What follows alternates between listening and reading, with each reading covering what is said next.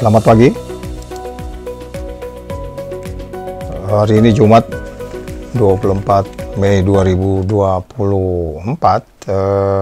ada berita menarik berkaitan dengan telah diputuskannya oleh MK apa yang diminta oleh PPP tentang paling tidak di tingkat kabupaten kota 8 juta suara yang menurut Mahkamah Konstitusi sebagaimana dimuat oleh Jakarta Post bahwa pihak PPP menyampaikan penyesalannya sehubungan putusan Mahkamah Konstitusi yang dinilai tidak memenuhi apa yang di petisi yang disampaikan oleh pihak P3, bahwa putusan Mahkamah Konstitusi tentang tidak dipenuhinya tuntutan mereka atau petisi mereka dikaitkan dengan pemilu 2024 bulan Februari lalu di level legislatif menimbulkan tanggapan dan respon dari pihak PPP bahwa mereka akan terus memperjuangkan dan berupaya untuk tetap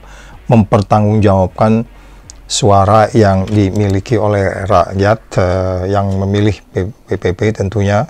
Dan ini menjadi bagian yang tidak terpisahkan dengan upaya bertanggung jawabnya pihak P3 terhadap suara yang memilih P3. Oleh sebab itu mereka akan tetap memperjuangkan apapun yang disampaikan oleh MK bahwa mereka tidak memenuhi atau tuntutan mereka tidak disampaikan memenuhi kriteria yang mereka sebutkan, sehingga pada tanggal 23 yang lalu pihak PPP juga melakukan konferensi pers sehubungan dengan respon mereka terhadap putusan dari Mahkamah Konstitusi tersebut.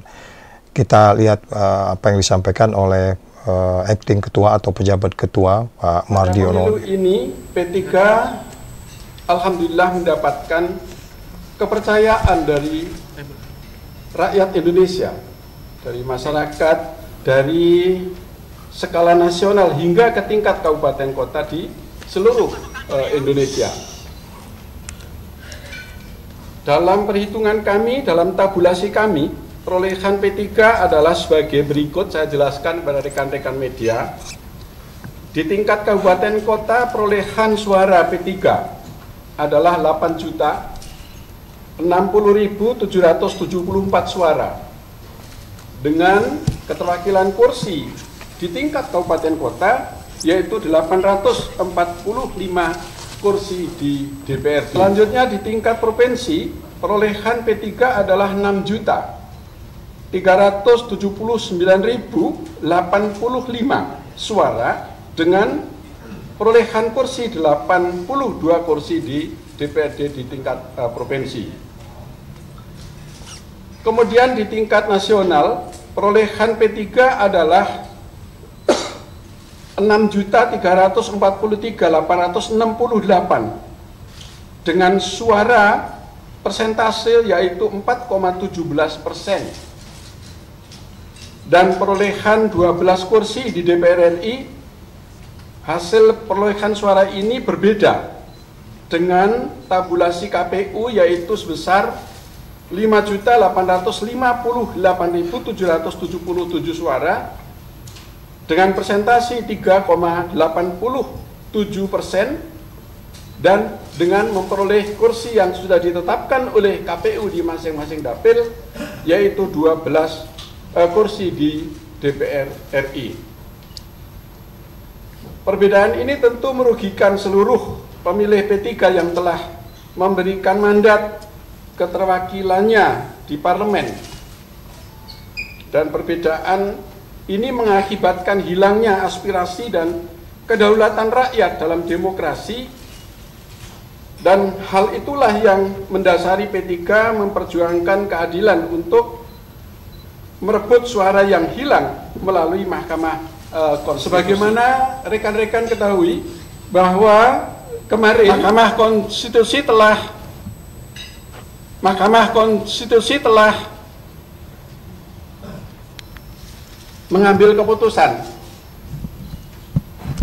yaitu tidak melanjutkan pemeriksaan atas perkara-perkara yang diajukan oleh Partai Persatuan Bangunan dalam hal yang terkait dengan parliamentary threshold, di mana di atas saya sampaikan bahwa perolehan suara Partai Persatuan Bangunan menurut versi tabulasi kami adalah 6.343.868 dan menurut KPU adalah yang tadi saya sampaikan 5.858.777, maka kami berharap Mahkamah Konstitusi menjadi gerbang keadilan di dalam menjaga kedaulatan suara rakyat yang dititipkan kepada Partai Persatuan Bangunan. Namun, sekali lagi, tentu saya kecewa bahwa Mahkamah Konstitusi tidak melakukan pemeriksaan secara komprehensif sehingga bisa memberikan rasa keadilan terhadap rakyat yang telah mengamanatkan hak konstitusinya sebagai kedaulatan kepada Partai Persatuan Pembangunan.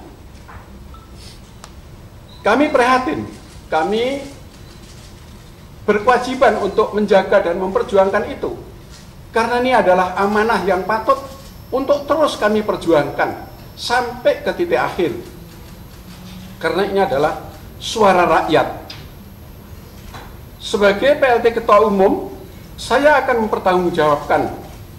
Saya akan terus berjuang melalui jalur konstitusi, hukum, dan politik untuk memperjuangkan semua aspirasi masyarakat yang telah diberikan kepada P3, dan upaya ini juga kami lakukan karena kami tidak ingin masyarakat atau rakyat nanti menyalurkan aspirasinya di jalanan atau di luar konstitusi.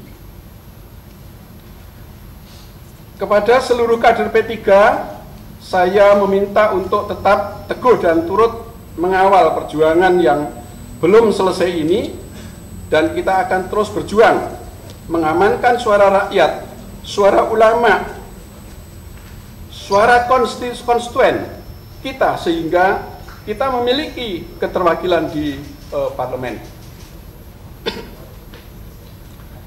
Selanjutnya, kepada seluruh pengurus dan kader di seluruh Indonesia, saya instruksikan untuk berjuang mensukseskan pemilu kada serentak tahun 2024, dan insya Allah kita bersama-sama kita menangkan calon kepala daerah pilihan P3 yang memiliki visi misi yang sejalan dengan P3, yaitu keberpihakan kepada rakyat. Kita semua adalah kader yang tangguh, kader yang amanah dalam mengemban perjuangan para ulama dan tokoh bangsa yang terdahulu telah dititipkan kepada kita semua sebagai generasi penerus. Pada pemilu ini, P3 alhamdulillah mendapatkan. Ya, itu tadi tanggapan dari Mardiano sehubungan dengan hasil dari putusan dari MK yang menurut kita bersama tentu perlu mendapat perhatian. Bagaimana sebenarnya kita bisa melaksanakan pemilu pada masa-masa yang datang jauh dari potensi konflik seperti itu, sebab suara 8 juta atau 6 juta versi parlemen itu bukan suara yang kecil, dan itu adalah suara rakyat Indonesia. Satu suara harus sebenarnya itu harus diperhitungkan, sehingga ini menjadi perhatian kita bersama agar apa yang disampaikan oleh teman-teman dari P3 bisa menjadi pembelajaran buat kita semua, bahwa sebenarnya suara yang diperoleh itu merupakan suara yang sebenarnya harus kita pertanggungjawabkan, apalagi kalau kita melihat pertumbuhan demokrasi kita yang belakangan ini sangat carut marut dikaitkan dengan pelaksanaan pemilihan umum. Sebab yang kita ketahui bahwa indeks persepsi korupsi juga terkait dengan bagaimana kita melaksanakan pemilu, bagaimana electoral committee-nya, bagaimana majority-nya. Dalam parietis demokrasi kita mendapat nilai yang rendah di dalam pelaksanaan pemilu. Sehingga ini menjadi perhatian kita bersama, dan mudah-mudahan P3 menemukan solusi yang lebih baik sebagai bentuk pertanggungjawaban bagaimana menata sekian juta atau 6 sampai 8 juta suara yang memilih P3 sehingga suara rakyat tidak terkecewakan. Itu dulu, sampai ketemu dan kita lihat perkembangannya. Until then, see you next time. Bye.